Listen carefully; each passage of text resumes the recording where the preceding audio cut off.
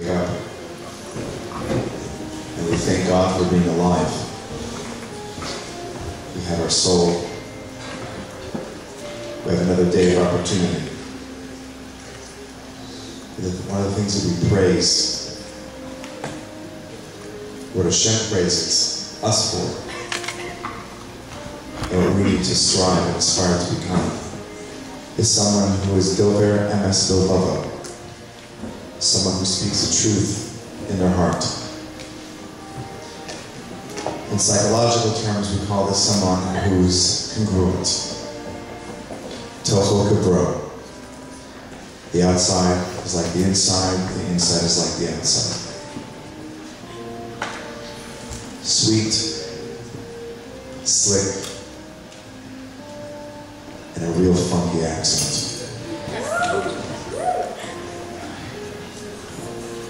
Over the past 2 years,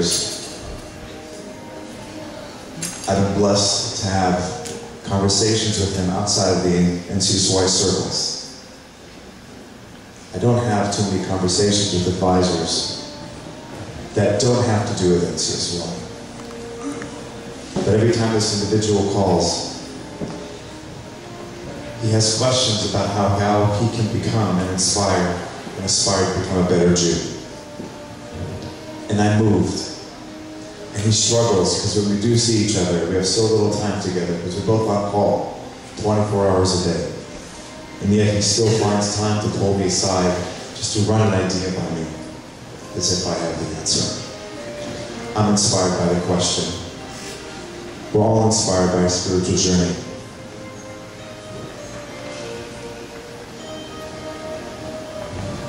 Last night,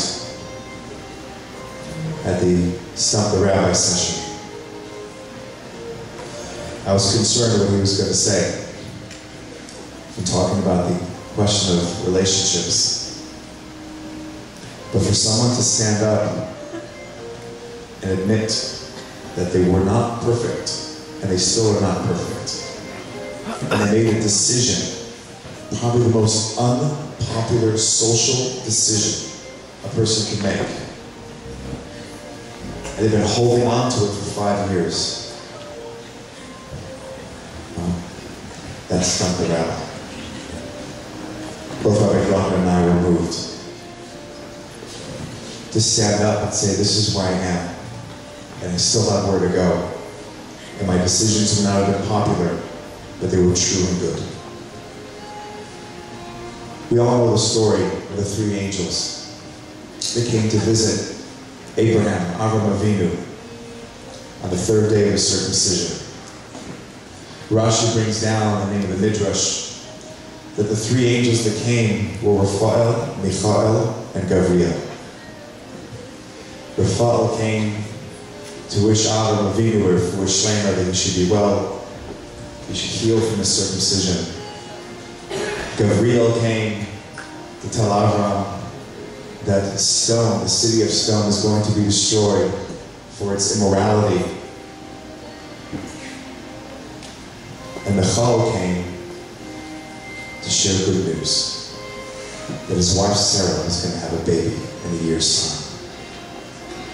So the question's asked, assuming that the middle angel is the most important, who is in the middle? Refuah Shlema, make him feel better? Destroy evil in the world?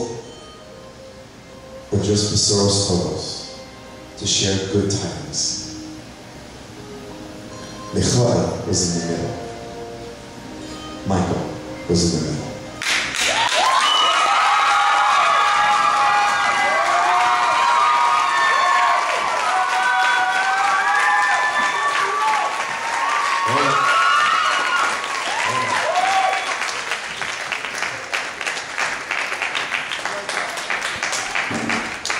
He is. Wait for it. Wait for it. Maybe it's another Michael.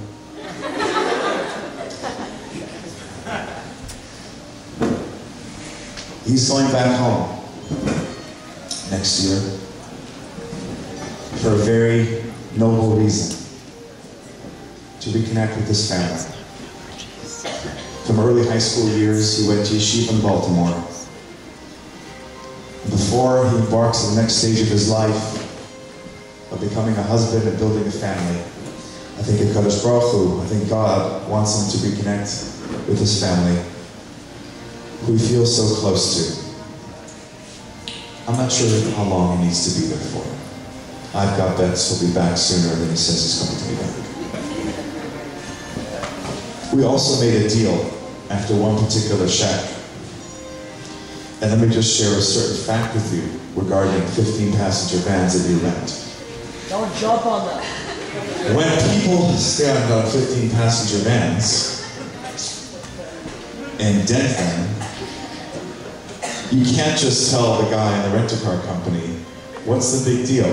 Go on the inside of the van and pop it back up. That doesn't work because the people in the van company call lawyers to call you. No, you have to replace the entire top of the van.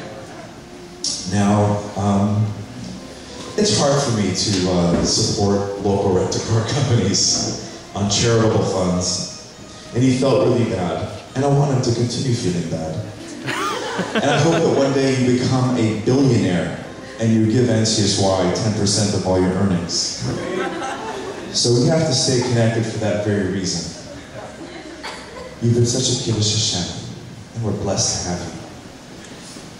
And I'd like the friend who you brought into NCSY, your soulmate Eitan, to please